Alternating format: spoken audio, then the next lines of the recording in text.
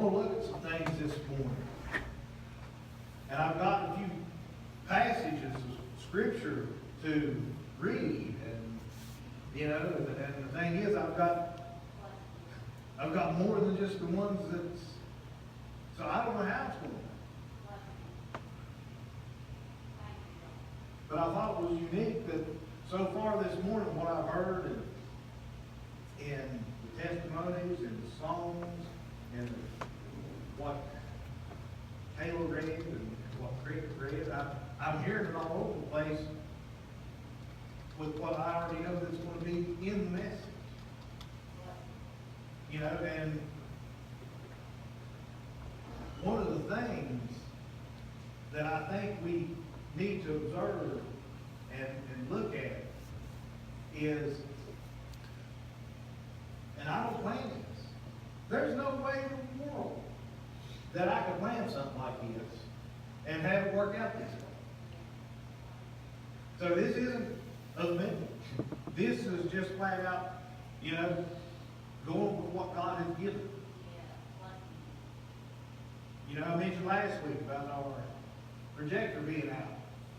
And since the projector's been out, we've had to do things a little different. God already knew that. There was something going on. God had a direction that He wanted to go. When you look back at the messages that we've had since the beginning of the year, there's been kind of a theme to them. And again, that wasn't planned that way. Like I told you, if it wasn't for the projector being out, we'd still be finishing up probably the teaching on the stars. So the projector being out forced us to have to go different routes. And there's been a little bit of a theme when you look at what we've been covering the past several weeks. And a lot of it is that theme of maybe a renewal or seasons or things of that nature where that God is trying to maybe prepare folks for something coming. When you look at that. So, we're going to look at Ecclesiastes, starting out Ecclesiastes chapter 3. And I'm sure most of you probably know this. But just listen, we're going to read the first 8 verses of chapter 3. The writer goes to everything.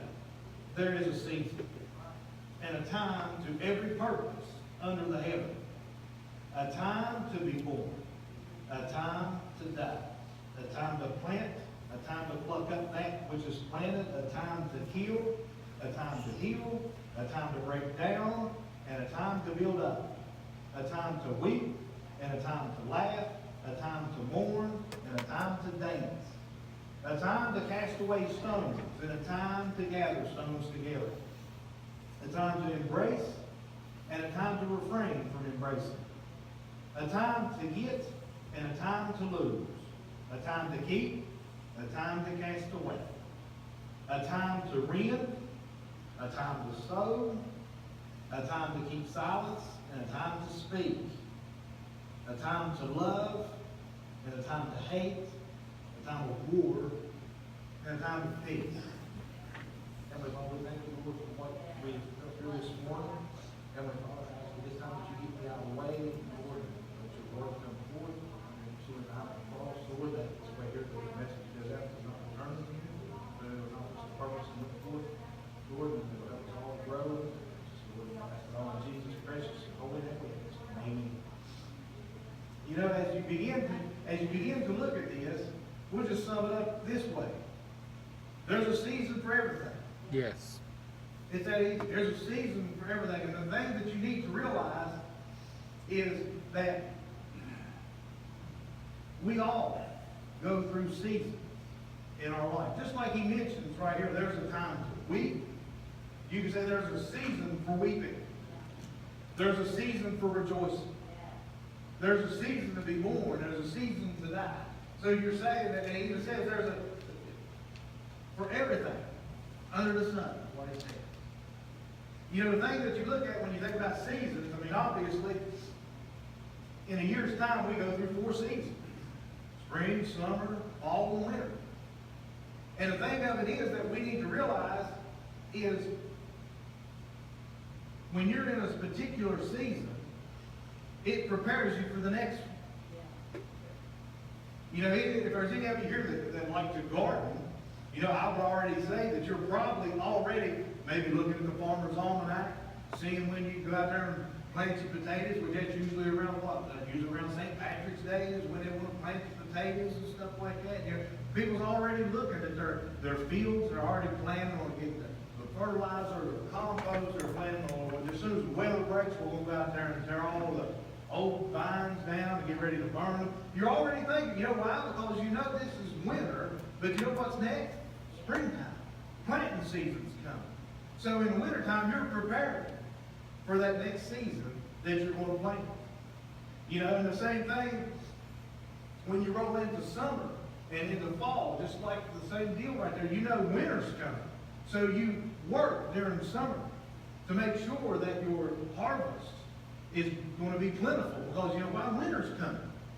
There's another season that's coming, and food is not going to be plentiful as what it is any other time of the year. You're going to need something to sustain you through those winter months until you get back to the season of spring again, where you can replant and start all over. So then you spend the summer months and you're cultivating, you're working in the garden, you're doing these things because you want to prepare for what? You're preparing for the fall and the harvest that you're going to bring in. You know, in the fall, you're bringing in that harvest because why? Because you're preparing for the next season, which is winter. How is that any different than the seasons that each and every one of us deal with? You know, some of us goes through periods of rejoicing. You know, we're just right there on the mountaintop. You know, everything's going good.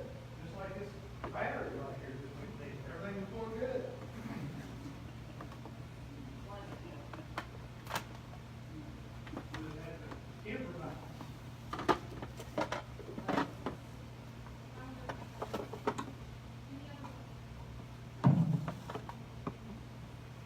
But when you think about what we're saying, you know, you may be in a period of time where you're on a mountaintop. You're in that season of just like nothing can go wrong. You know? Well, you know what that's for? You see, God knows that eventually you're going to be down in the valley again. God knows there's going to be a season come that you're going to be in trouble, that you're going to have trials and tribulation. So you know what? He's got you on the mountaintop. He's giving you a season of rejoicing, happiness, and joy, and everything like that. Because why? Because when you get down in that valley, when you get down in that season right there, and you're struggling, you can reflect and you can glean on those good times, the good things when you was on the mountaintop. And you know those things are what is going to sustain you and get you through this time right here until you get back to the mountaintop again, to get back into that next season of rejoicing. You see? But likewise, even when you're in the valley, it's not bad. Because there's a purpose to going through that season. There's a purpose to that struggle. You see, because when you go through that struggle, when you get to the other side of it, you realize that, hey, you didn't make it through it on your own accord. You realize that it was God that brought you through that particular season.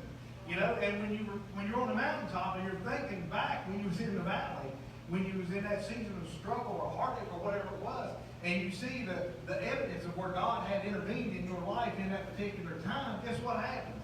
Now you're on the mountain, you draw closer to Him. Because why? Because you went through a bad season. You went through a winter.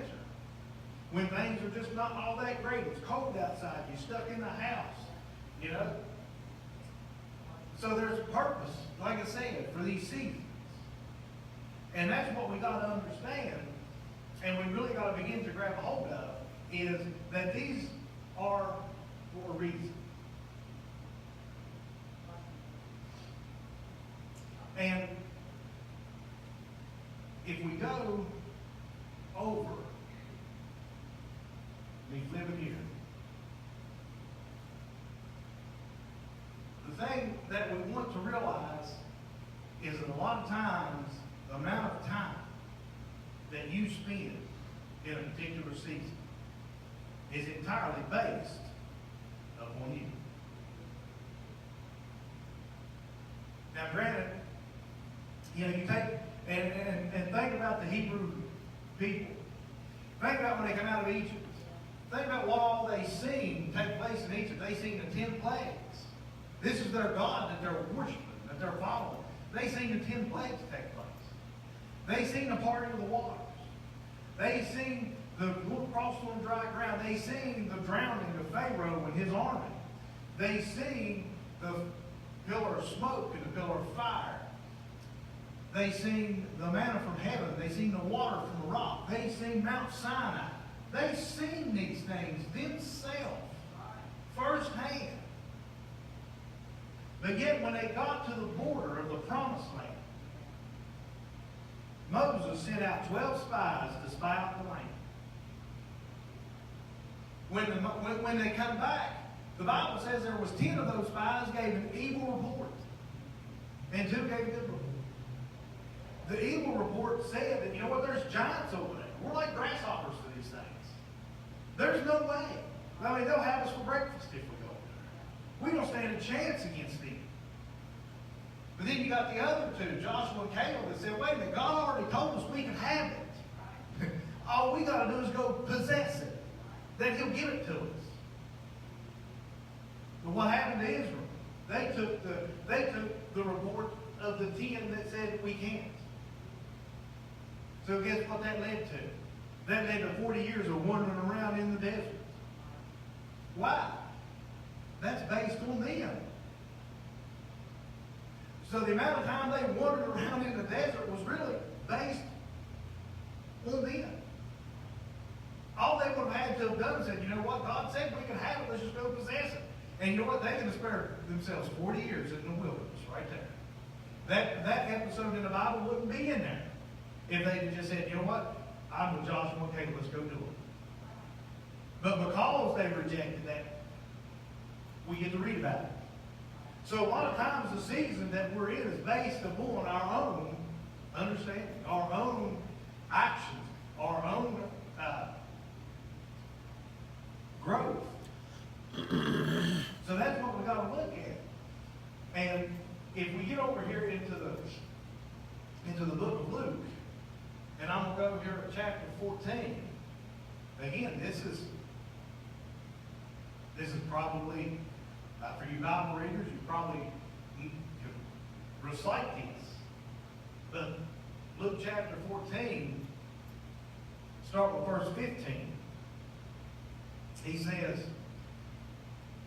and when one of them that sat at meat with him heard these things, he said unto him, Blessed is he that shall eat bread in the kingdom of God. Then said he unto him, A certain man made a great supper, and bade many, and sent his servant at supper time to say to them that were bidden, Come, for all things are now ready. And they all, with one consent, began to make excuse. Mm-hmm. The first said unto him, I have bought a piece of ground. I must needs go see it. I pray thee, have me excused. And another said, I have bought 5 goat oxen, and I go to prove them. I pray thee, have me excused. And another said, I have married a wife, and therefore I cannot come. So the servant came and shewed his lord these things. Then the master of the house, being angry, said unto his servant, Go out quickly unto the streets and the lanes of the city, and bring in hither the poor, and the maimed, and the halt, and the blind. And the servant said, Lord, it is done as thou hast commanded, and yet there is room. And the Lord said unto his servant, Go out into the highways and hedges, and compel them to come in, that my house may be filled. For I say unto you, none of those men which were bidden shall taste of my supper. This is the parable right here that Jesus gives of a great supper. And I want you to understand something. In ancient times, like when this would have been written, do you realize one of the greatest joys that you would have experienced in that day and age is to have a full belly? I mean, for us, we've got restaurants in every corner. You know, you can go into the China buffet and eat until you explode. You know, that's convenience. You know what? In this day and age, they didn't have that luxury. In this day and age, you did good to eat enough to sustain you for that day. Most of the time, people in this day and age was malnutrition for the simple fact that food was hard to come by. Yeah. And then here it is, you take this individual that he's speaking of right here, obviously he seems to be a pretty wealthy individual. And what does he do? He plans this great supper, this big banquet, a big feast. And there's certain individuals that he wants to invite to it. Because he said that these individuals were bidden to begin with. But I want you to think of the undertaking that had to be done just to make this thing possible. Number one, I don't know how many people he planned on having, but I'm sure it would have took more than one animal. I'm pretty sure just going out and killing one fatted calf isn't going to sustain as many people as he had planned on showing up. You know, think about the farmers that worked for him, that went out into the field and provided the vegetables, fruits, and things like that to bring in the breads and everything. You know, you think about that. This was a big undertaking. You know, and what did he do? He wanted to invite his friends, the people that he thought would really, you know, I mean, we're like this. You know what I'm saying? These are my bros right here. These are the guys I can count on. You know what I'm saying? This is my pals. And he says, gets it all together and has all his cooks and chefs and everything, get everything ready to go. And he said, now go tell them all to come. And they go out there and guess what? His best friends that he thought, they just like, well, you know what? I got other things to do. I ain't got time for you. You know, I just went out and bought 5 yoke. Did you realize 5 yoke of oxen? What did you think about that for a second? Obviously, these folks that he was inviting was probably well off anyways. You know, when you think about it, I mean, I don't know how much 5 yoke of oxen would be, but, you know, I know that, you know, most cattle today, you know, usually, you know, one cow or whatever usually goes about $1,500 on the cheap end. So I don't know how much an ox would be. I'm sure an ox would cost a lot more, but he just bought 5 yoke, meaning he got 10 oxen. So at least $1,500 a piece, that's like $14,000, $15,000 right there for 5 yoke of oxen. How many of us have got $15,000 laying around our checking account right now to go out and buy 5 yoke of oxen? If you do, let me know. I want to invite you to dinner. But my point then is obviously these individuals evidently wasn't as close with him as what he thought they was. They had better things to do than to waste their time going to get their bellies full. Look at the expense the guy put out for this. That's a slap in the face. That's really what it is. That's a you might as well walk up to him and just slap him in the face right there. I mean, you just spit all over everything he does. That's rude. And obviously it mentions there that, hey, guess what? It made this guy pretty mad. So then he says, you know what? If that's how they're going to be, then you go out to the highways and hedges. But you go out there and find anybody you can that's willing. I don't care if they're halt, I don't care if they're blind, I don't care if they're poor, it doesn't make no difference. There's one passage in the Gospels right there that speaking of this same thing, that Jesus even mentions that when you have this big dinner, invite the ones that you don't get nothing out of. There's no way that they can recompense you for what you've done. See, maybe that's what he was thinking. You know, maybe he gets all these other guys here that's got all kinds of money, they're wealthy, you know, who will rub shoulders and say, well, if I ever need something, I can ask him, you remember that dinner I brought you to? I got a favor I need to ask. You know? Well, obviously, if you invite the poor people, the blind, the halt, the maid, you're not getting nothing in return out of them. It kind of says a little something when you think about it. You know, he was doing that because that was the kind of, and obviously you don't want all that to go to waste. You know, he prepared that big feast. And the thing that I'm getting at is we're in the same position. We're just like that. You know, I listen to some of these folks talk about, you know what, you don't have to go to church to worship God. I can stay home. I've had people talk to me about this. And I've had to argue, no, you know, you need to come. Just like we talked about just a few minutes ago. You know? And the thing is, hey, I understand the work situation. You know what? I just ended up taking a job that I'll probably myself end up going to night shift, which means I'll probably miss Wednesday night. But you know what? We've made arrangements. So that way there we don't have to shut the doors on Wednesday nights. Just because the preacher's not. You see, so the doors are still going to be open. So I understand the issue of work. I understand the issue when we get sick. I understand all that. I understand the issue with folks that might be in nursing homes or they're shut-ins or things. I understand all that. I ain't throwing stones at them. But you know, there's folks out there that will argue black and blue that they don't have to come to church, that they can worship God at home, be just as good at home as what they are anywhere else. I guarantee you that you can worship at home all you want to, you won't get what you got this morning. And the reason I'm pointing that out, I'm glad that God showed up in the way that he did this morning, because that just really goes along with the message. Because, see, anytime these doors are open, guess what? There's been a feast laid out. That's really what's going on. There's a feast that's been laid out when the doors are open. And the Lord of the house, he is compelling folks to come in, to come to this feast, come to this dinner. Because you know why? Just like I said, there's no greater joy in the ancient times as getting your belly full. You know, we talk about these seasons, just like we started out with. You know, well, how in the world does this have anything to do with that? I just mentioned that, you know what? A lot of times the seasons that we're in them longer than we should be because of our own behaviors, because of our own actions, because of our own, you know, maturity as Christians. You know?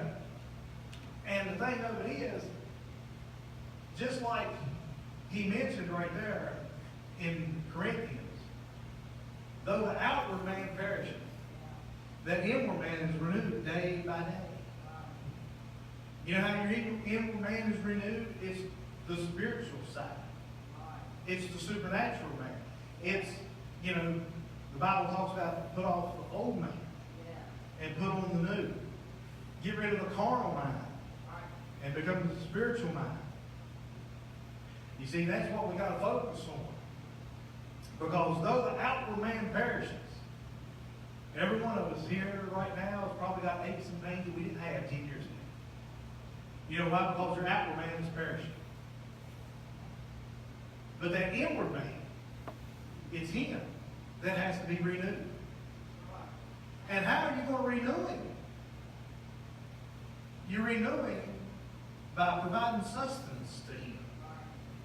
Where you get that from? Well, yeah, can you get it in prayer? Absolutely you can. Can you get it through reading your Bible and studying or being in your prayer closet? All those things. You can get that through every bit of that. But you know how else you get it? Being a part of what we experienced this morning. Again, the doors are open and the master of the house has set out a big buffet.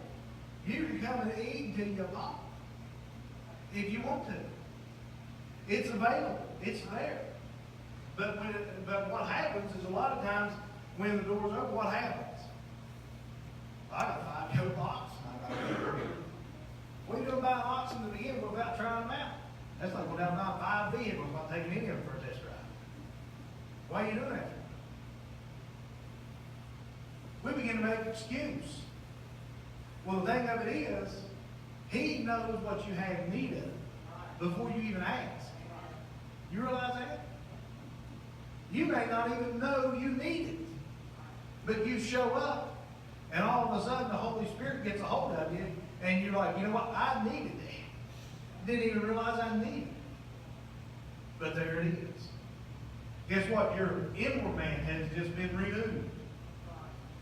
That carnal man is getting pushed further away. You know why? Because you're starving the carnal man. When you start feeding and nourishing that spiritual man, you're taking sustenance away from that carnal man. And when you start taking the sustenance away, that's when they got fasting. You know why you fast? When you fast, you're taking away, and Barbara, I think you even said, talking about taking away that energy. What do you think happens when you fast? Physically, when you fast, do you or do you not starve yourself of energy? That's where you get your energy from, the food that you eat. So when you start to fast, guess what? Your body gets weaker. That's a good thing. You know why? Because when the body gets weaker, it loses its hold. The flesh loses its hold over the spiritual man. The spiritual man gets stronger whenever the natural man is starved. You see, that's the thing we got to realize. Who we feeding? Are we feeding the natural man, or are we feeding the spiritual man? You know, I believe it makes it a point right there. And let's just do it. Let's go ahead and go to John. John chapter 6. We'll bring this thing together. And I'm going to start at verse 31. There's quite a bit of reading here, but just bear with me. Follow along with me in your Bible, on your phone, whatever. But anyways, starting here with verse 31, he says, "Our fathers did eat manna in the desert, as it is written, and he gave them bread from heaven to eat. Then Jesus said unto them, Verily, verily, I say unto you, Moses gave you not that bread from heaven, but my Father giveth you the true bread from heaven." What Jesus, just to clarify right here, because I don't want anybody to be confused, because I understand that can be kind of confusing right there, because you got some individuals here talking to Jesus, and they said, "No, look, God gave our forefathers bread from heaven to eat when they was in the wilderness." And Jesus said that God didn't give you. Yeah, he might have given your ancestors this bread from heaven that they ate while they was in the wilderness, but that wasn't you. You're here now. You wasn't there 1,500 years ago when this happened. You're here now, and you know what? God didn't give you that bread. You see, they're pointing out that they're kind of hanging on to the story of the bread, but Christ is trying to refocus their attention on, wait a minute, you didn't get that bread. And he goes on right there, that verse, and he says, "But my Father giveth you the true bread from heaven." Who do you think he's talking about right there? He's talking about himself. He said, "Look, I am the bread of life. I am the bread from heaven. And I'm right here in front of you, and you worried about that stuff 1,500 years ago." That's kind of what he's bringing out right there. But as we go on, verse 33, "For the bread of God, which cometh down from heaven, and giveth life unto the world. Then said they unto him, Lord, evermore give us this bread." You see, they've done shifted their minds right here. They're not worried about that bread that Moses talked about now. They want this bread. Well, where's this bread at you're talking about? Because we'd like to have it. So he goes on. "And Jesus said unto them, I am the bread of life. He that cometh to me shall never hunger." What do you think about that? What are we just now talking about? We're talking about seasons that we endure, right? That we go through highs, we go through lows, we go through good seasons, we go through bad seasons. You know, just sit there and talk about that. You know what? A lot of times the seasons we're in is based upon our own actions, based upon us. If we might want out of a particular season that we've been struggling with, well, you know what? It might be time to make a move. You remember? We talked about that right there a little bit last week. You know? And, you know, everybody, we continue to do the same thing over and over and over. For some reason, we expect a different result. But yet we're doing the same thing over and over. You want something to change, then you know what? You got to change something. I mean, it's that simple. We got to change something we're doing, because obviously what's happening now is not working. And I'm not talking about it. I'm just saying, I don't know what you're going through. I don't know how long you've been struggling with it. You know? But obviously, you know, as he mentions, that these things seem to continue on and on and on. But something's got to change. And now here comes Jesus, because we're talking about that inward man. We're talking about how that, you know, the outward man is going to perish, but that inward man is one that needs to be renewed. And Jesus says here that he is the bread of life. And he says that he that cometh to me shall never hunger, and he that believeth on me shall never thirst. We talked about that great feast, the big banquet that was laid out. And people said, thanks, but no thanks. I don't want none of that. I don't need it. I'm good to go. You know, I got a fridge full of stuff in the house. I'll be just fine.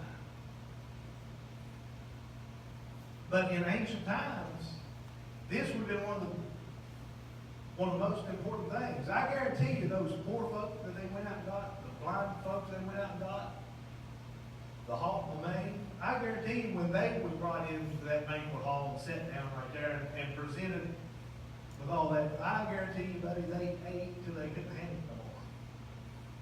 I guarantee you they was thankful and glad to get that little bit of stuff. You know?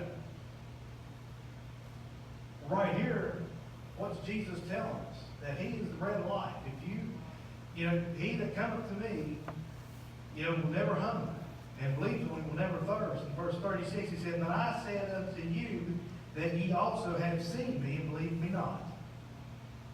All that the Father giveth me shall come to me, and him that cometh to me will I no wise cast out. For I come down from heaven, not to do my own will, but the will of him that sent me. And this is my Father's will, which hath sent me, that of all which he hath given me, I should lose nothing, but should raise it up again at the last day. And this is the will of him that sent me, that every one which seeth the Son and believeth on him may have everlasting life. And I will raise him up at the last day. The Jews then murmured at him because he said, I am the bread of life which come down from heaven. And they said, Is not this Jesus, the son of Joseph, whose father and mother we know? How is it then that he saith, I came down from heaven? So what's happening right here? Jesus is telling them that he's the bread of life. If you consume him, you'll never hunger. You'll never thirst.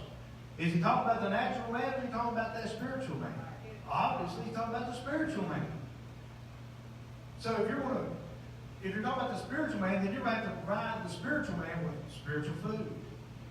Jesus is saying he is that spiritual food. So when the church doors are open,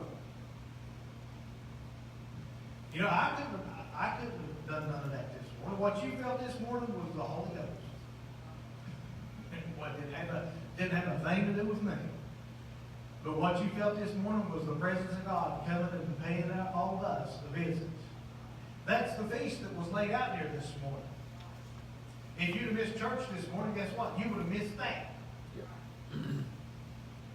So what's he saying? He's saying that, this spiritual food is a necessity in order for that spiritual man to fight that battle every day that you wake up. Because if that spiritual man is weakened, guess who's going to win out? The natural man. So you got to feed that spiritual man in order to give him the strength and the ability to be able to stand and fight those battles. Because as Barb mentioned in her testimony, guess what? It's back. It didn't go away. You might have got a break from it for a minute or two, but guess what? You're back at it again. You see, that's the way it works. As long as you're in this body, as long as you are alive on this earth right here, in this body, you are going to suffer, as the Bible says, persecution. Yeah. That might not be necessarily persecution from your neighbor, your co-workers, your friends, your family. A lot of it is persecution from the fact that the devil's on your case all the time. So you're going to suffer from, it's those who seek to live godly that's going to suffer persecution. You know what? If you're not trying to live godly, guess what? He ain't going to bother you. He's not going to give you a hard time. It's those who are seeking to live is the ones that are the ones that he's after. That's why he all time buffets you, Paul says. That's why you end up getting COVID. That's why you get sick. You get this, that, and the other. But it's the idea that we have to be able to feed that natural or the spiritual man in order that we're able to stand and battle when those days come. And that's what Christ is pointing out here. But yet, for some reason, right here, these Jewish folks right here that he's talking to, for some reason, are beginning to make an excuse. Just like the ones did over there in the big summer that's beginning to make you see. Well, he says he come down from heaven. Well, I know where he come from. That's Joseph's son. I know Joseph. That's his son right there. You see, so they're making excuses. They don't want to accept what he's telling them. That's no different than what just happened with the great feast that the Lord of the house had set up. People made excuses. So here they go. Jesus in verse 43 says, Jesus therefore answered and said to them, murmur not amongst yourselves. No man can come to me except the Father, which hath sent me, draw him, and I will raise him up in the last days. You know why you're here this morning?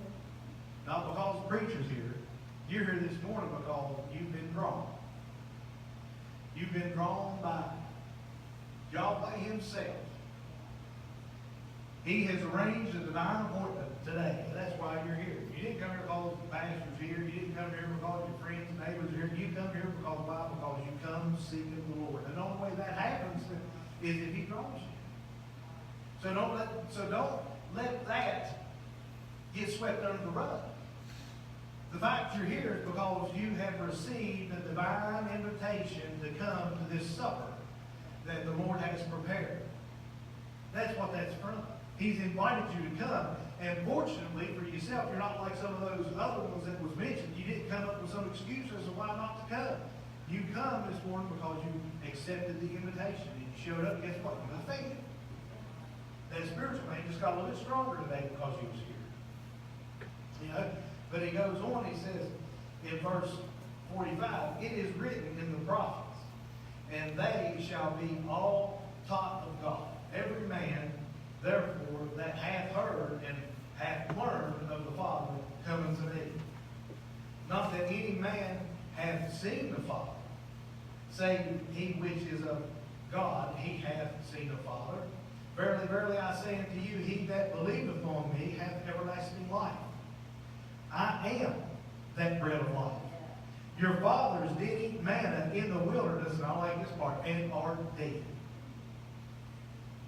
That's how good that manna was that your fathers ate in the wilderness that you was bragging about at the beginning of this thing.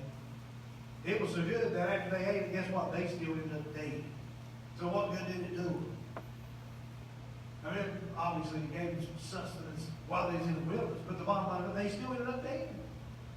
But Jesus is telling them right here, as he goes on, this is the bread which cometh down from heaven, that a man may eat thereof and not die. You know who he's talking about right there? He's not talking about that natural man. He's talking about that spiritual man. When you eat of this bread that cometh down from heaven, guess what? You'll not die. Now, again, you can spend time with him. You know, we're not obligated by a certain time of the day to get a hold of him. We don't have to face a certain direction in order to get a hold of him. We can get a hold of him any time we need him. The Bible says that Jesus sits on the right hand of the Father, ever make. Ever. You know what that means? That means anytime. Make an intercession for us. So you know what? You can get a hold of him anytime you want to. So yeah, can you get a hold of him at home? Yep. Can you get a hold of him in the car? Yep. You know? But the thing of it is, he says that this is the bread that you'll eat and not die. You know why? Because that spiritual man needs food. He needs to be nourished up. He goes on verse 51. He says, I am the living bread which came down from heaven. If any man eat of this bread, he shall live forever. And the bread that I will give is my flesh, which I will give for the life of the world.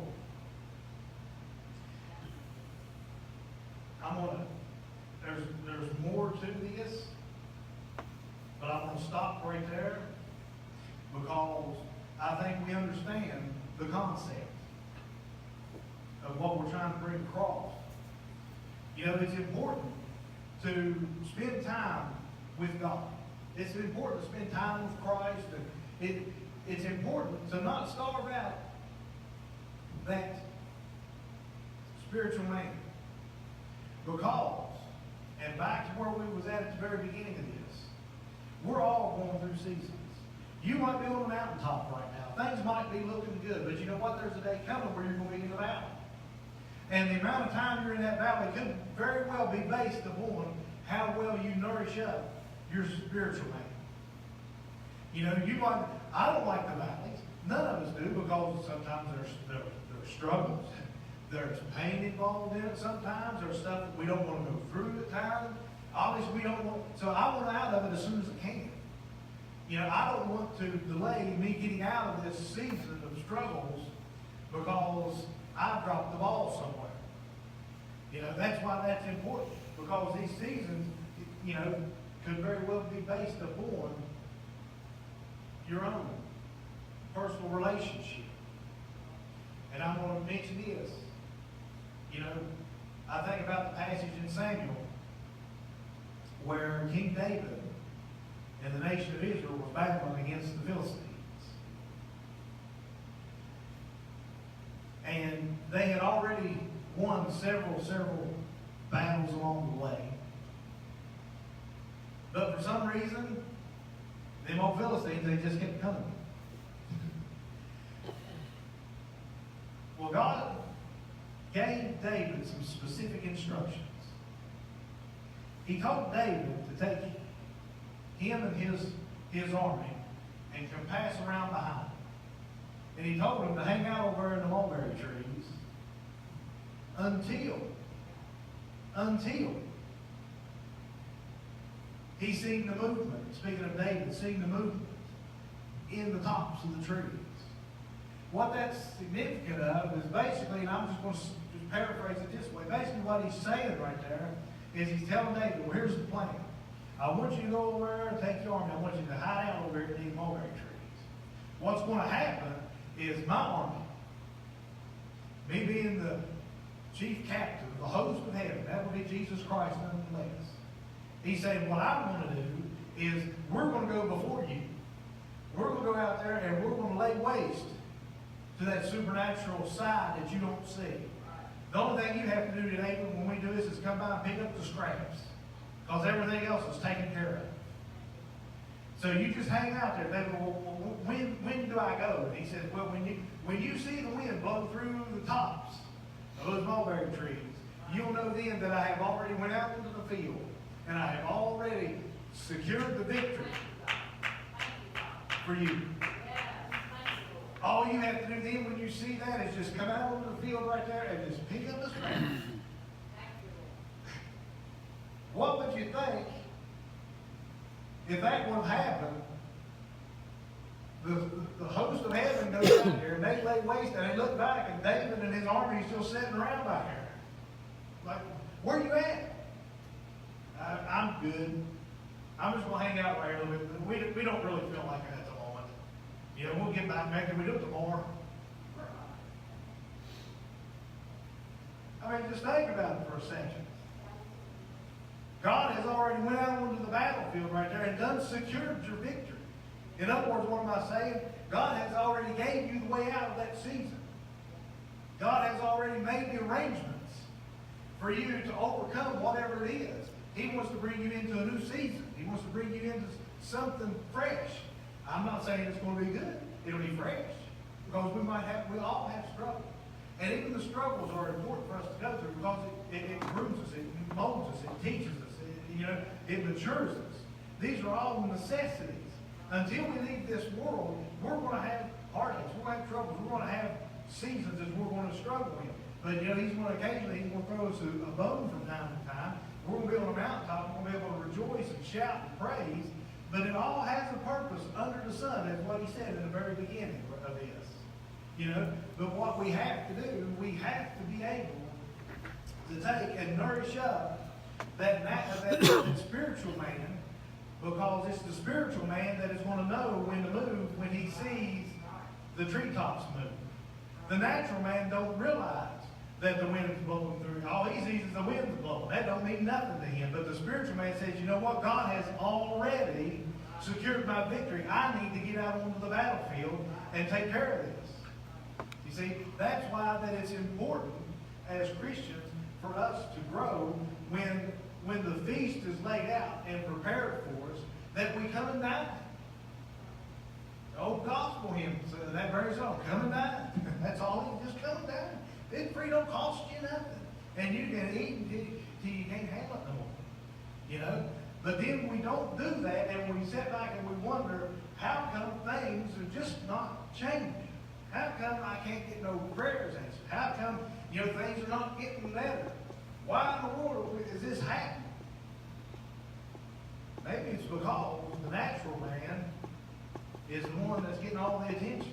Maybe the natural man's stronger because you're feeding him more than you are the spiritual man. And therefore, it's the struggle. Therefore, it's the reason why, if the nation of Israel would listen to their spiritual man, when they brought back the bad report of the 10, they all would have said, we're going with Joshua and Caleb because our spiritual man says that God has already given us this.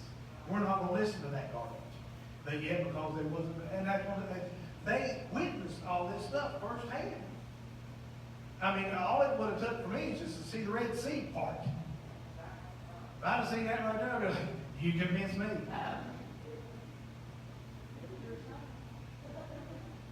But yet, what did they do?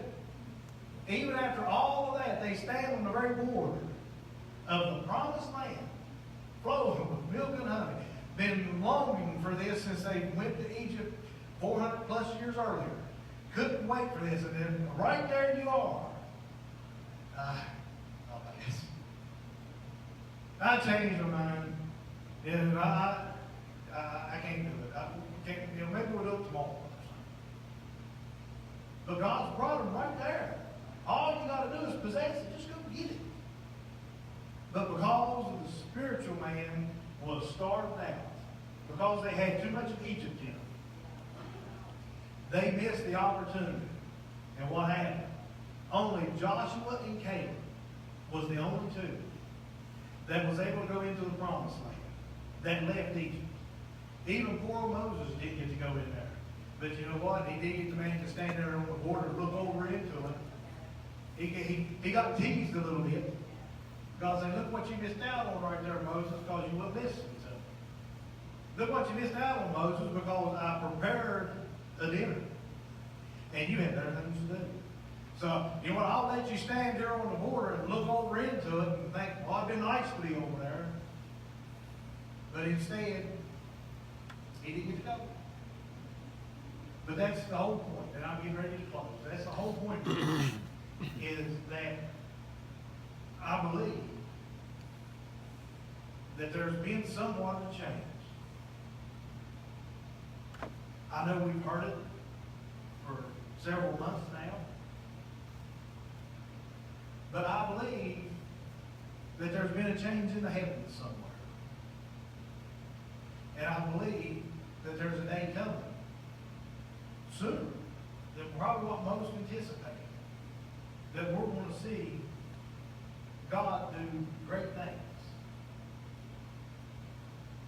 And the thing of it is, if New Life, if us, if we are going to be able to be a part of that and not miss it, then we have to be able to discern when the Spirit's moving through those altar churches. The only way we want to discern that is when we nourish up that spiritual man. And when he's nourished up, we'll be ready, and we'll be waiting, and we'll be watching. And we'll know when God gives us the sign for us to go on the field and take what he's promised us, whether it's your family, whether it's a better relationship with him. But we're going to be able to be ready for when that moment comes that we can step out on that battlefield and step into that new season that he's provided that's coming. And we'll be ready. And that was what it was all about. So we're going to go ahead and close on that.